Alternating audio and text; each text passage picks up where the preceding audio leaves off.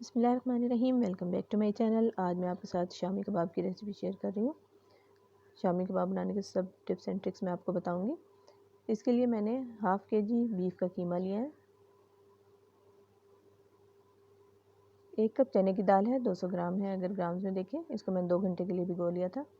मसालों में 1 teaspoon salt है, 1 टीस्पून रेड चिली पाउडर है, 1 टेबलस्पून क्रश चिलीज़ है, 1 टीस्पून जीरा है, 2 दालचीनी की स्टिक्स हैं, 3-4 लौंग हैं, 2 बड़ी इलायची और 1 टीस्पून इसमें काली मिर्च है। 1 छोटी प्याज है, 8 से 10 जवे लहसुन के हैं और 2 इंच का अदरक का टुकड़ा है। पहले सबसे हम कीमा, चने की दाल जो मैंने भिगो कर रखी हुई थी, इसका पानी मैंने निकाल दिया और लहसुन, प्याज, अदरक और तमाम मसाले जो हमने निकाले थे वो भी शामिल कर देंगे। ये सब डाल दिया। अब 3 गिलास पानी की शामिल करके इसको हम पकने के लिए रख देंगे। जैसे ही इसमें बॉईल आना शुरू होगा हम इसको अच्छे से मिक्स कर लेंगे एक दफ़ा और इसको कवर करके मतलब थोड़ा सा खुला रखें, अंदर चम्मच डाल दें ताकि ये उबल के बाहर ना आए। हम इसको इतनी देर पका लेंगे कि इसमें से पानी खुश्क हो जाए और चने की दाल गल जाए। पानी को हम बहुत अच्छे से ड्राई कर लेंगे, बिल्कुल भी मॉइस्चर इसमें नहीं रहना चाहिए, वरना जब कबाब बनाएंगे तो बिल्कुल टूटते रहेंगे।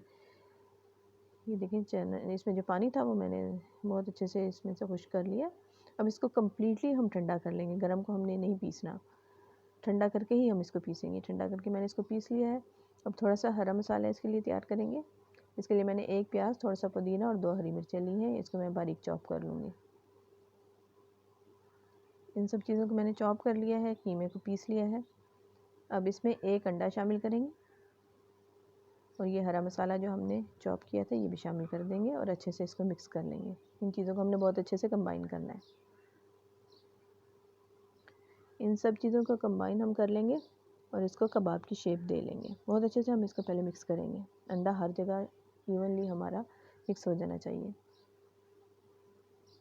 इस तरह अंडा मिक्स करने से फ़ायदा ये है कि अगर किसी वक्त अंडा ना भी हो तो हम कबाब तल सकते हैं, वरना अगर हम ऑप्शनल है कि हम ऊपर लगाना चाहें दोबारा से तो वो भी लगा सकते हैं।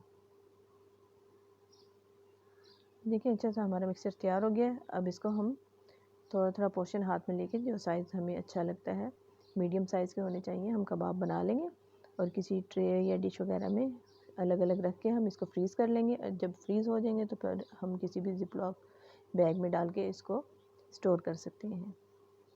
ज़रूर कबाब की रेसिपी ट्राई कीजिएगा। आई होप कि रेसिपी आपको अच्छी लगी होगी। रेसिपी अच्छी लगी हो तो लाइक और शेयर ज़रूर करें और चैनल को सब्सक्राइब करना ना भूलिएगा। Thanks for watching.